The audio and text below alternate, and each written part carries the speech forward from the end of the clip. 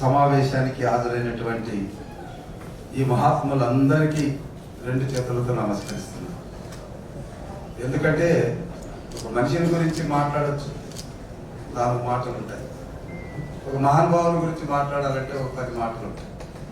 ఒక మహాత్ముల గురించి మాట్లాడాలంటే ఎన్ని మాటలు? ఇదో ఇక్కడ సత్యనారాయణ చెప్పినా అది తోడుతూనే ఉంటుంది. దానికి ఎల్లలు ఉండవు. సముద్రం లాగా ఎంత చేతి చూసినా ఎంత చేసినా ఇంకా వస్తూనే ఉంటాయి. అలాంటి వ్యక్తే మన చంద్రబాబు నాయుడు గారు. అలాంటి మహానుభావుడు మనకు ముఖ్యమంత్రిగా, మన లీడర్గా ఉండడం మనందరూ అదృష్టం. ఎందుకంటే నేను కూడా ఒక 35 సంవత్సరాలు ఆయనతో పరిపాలనలో ఉన్నాను. ఇప్పుడు 7 సంవత్సరాలుగా రాజకీయంలో కూడా ఉన్నాను. 2 కోణాల్లో కూడా ఆయనతో చాలా దగ్గరగా పనిచేసినటువంటి అనుభవం ఉంది. నేను గమనించింది చాలా పదాలు మనము ఈ పుస్తకం కాదు, ఇట్లాంటివి ఎన్ని పుస్తకాలైనా ఆయనకు కొత్త పదాలు పెట్టచ్చు. ఏ పదం పెట్టినా ఆయన వర్తిస్తారు. అయితే నేను చూసింది మాత్రం మానవత్వం మూర్తి గురించినటువంటి ఒక మహానుభావుడు, ఒక మహా ఋషి. ఆయనలో మానవత్వం అనేటువంటిది చాలా నిండుగా ఉంటుంది. అదే మనిషిని మహాత్ముని చేస్తాం. ఈరోజు మనం మాట్లాడుకునే వ్యక్తి కూడా మహాత్ముడుగా వచ్చేసాడు, ఆల్రెడీ ఉన్నాడు. ఆయన మనిషి కాదు, వ్యవస్థ కాదు, మహాత్ముడు, ఇన్ఫినిటీ. దానికి అంతరం ఎక్కడ అద్దు ఉండదు. సో ఆయనలో చూసినటువంటి మూడు కోణాల్లో నేను గమనించింది చాలా ఉన్నాయి. 3 చెప్తాను. ఒకటి, ఆయన చూసినటువంటి దాంట్లో నేను అప్పుడు లేబర్ కమిషనర్గా ఉన్నాను. ఆ రోజు లేబర్ కమిషనర్ ఉన్నప్పుడు ఆ ఇంట్లో సంపాదన పరుడు చనిపోతే భర్తలు కోల్పోయినటువంటి ఒక చెల్లెలకు మనం ఆ రోజు ఇచ్చింది ఆపత్ బాంధ్ కింద ఒక 50,000 కానీ, అమ్మ ఆత్మీయ బీమా కింద 75,000 కానీ. ఇది వస్తే అది రాదు, అది వస్తే ఇది రాదు. ఇది ఆనాటి పరిస్థితి.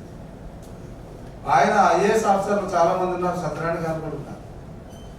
ఒకటే అన్నారు, ఒక భర్తను కోల్పోయినటువంటి చెల్లిని ఆడుకోవడానికి ఒక 5 లక్షల రూపాయలు ఎందుకు ఇవ్వకూడదు, ఆలోచించండి అన్నారు. సో అంతమందిలో నేను లేచి మీరు అవకాశం ఇస్తే కన్వర్జెన్స్ మోడ్లో మనం 5 లక్షలు ఇవ్వచ్చు సార్ అన్నారు. ఎలా చేయండి అన్నారు.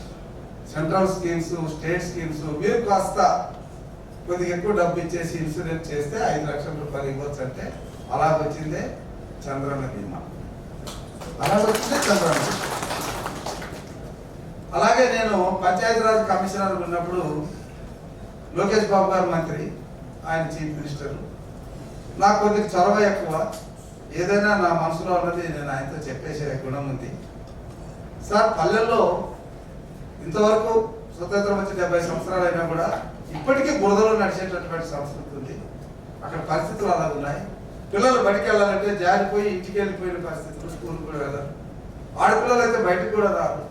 అలాంటి పరిస్థితులు ఉన్నాయంటే మనం ఏం చేద్దామని, మీరు నాకు ఒక అవకాశం ఇస్తే సిమెంట్ రోడ్లు వేద్దాం సార్ అన్నారు. సార్, అలాగా ఆయన ఆలోచనలో ఏ ముఖ్యమంత్రి ఒక కమిషనర్కి 1000 కోట్లు అప్పిచ్చినటువంటి, కేంద్రం డబ్బు ఇవ్వకపోతే, ఒక టైంలో చేసిన కాంట్రాక్టర్లకు బిల్లులు ఇవ్వకపోతే, రోజు మీరు చెప్పే టార్గెట్ 500 నుంచి 1000, అక్కడ పీడి గారు కూడా ఉన్నారు, రోజు 500 కిలోమీటర్లు వేయాలి. లేదంటే పొద్దున 6 గంటల నుంచి 8 గంటల వరకు టెలికాన్ఫరెన్స్. ఎక్కడ తగ్గినా కూడా అక్కడ అడిగేవాడు. అలా వచ్చిందే 26,000 రన్నింగ్ కిలోమీటర్లు సిమెంట్ రోడ్డు. ఈరోజు ఎక్కడ చూసినా సిమెంట్ రోడ్లు ఉన్నాయి, ఎక్కడ చూసినా సిమెంట్ రోడ్లు. ఈరోజు కాలు బయటకు. అలాగే ఆయన గురించి 2-3 విషయాలు చెప్పాలంటే, స్వచ్ఛ భారత్ దేశం మొత్తం వచ్చింది, మనకొక్కరికే రాలే. కానీ ఒకే ఒక ముఖ్యమంత్రి మానవత్వాన్ని చూసి ఆడపడుతుల ఆత్మగౌరవం కింద 36 లక్షల టాయిలెట్ నిర్మించి ఈరోజు చెంబు తీసుకొని బయటికి వెళ్ళలేనటువంటి దుస్థితి, వెళ్ళేటటువంటి పరిస్థితి ఆ రోజు ఉంటే ఈ రోజు లేని పరిస్థితిని కల్పించారంటే ఆడపడుతుల పట్ల ఆయనకు ఉన్నటువంటి డాక్టర్ సంఘాలు పెట్టారు.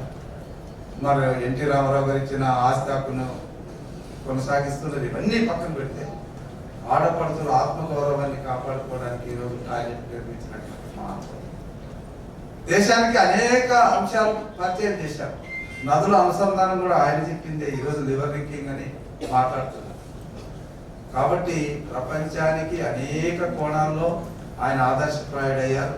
అలాంటి మహానుభావుడు ఆదర్శంలో మనం అందరం ఉండడం మన అదృష్టంగా భావించి ఈ అవకాశాన్ని నాకు కల్పించినందుకు సభా నిర్వాహకులకు ధన్యవాదాలు తెలియజేసుకుంటూ కొన్ని ముఖ్యమైనటువంటి విషయాల మీద నాకు కొంత ప్రజెన్స్ ఉంది. మా అధ్యక్షులు వారిని పర్మిషన్ కోరుతూ సభకు వచ్చినటువంటి పెద్దలందరి పర్మిషన్తో నేను నిష్క్రమిస్తాను. Thank you.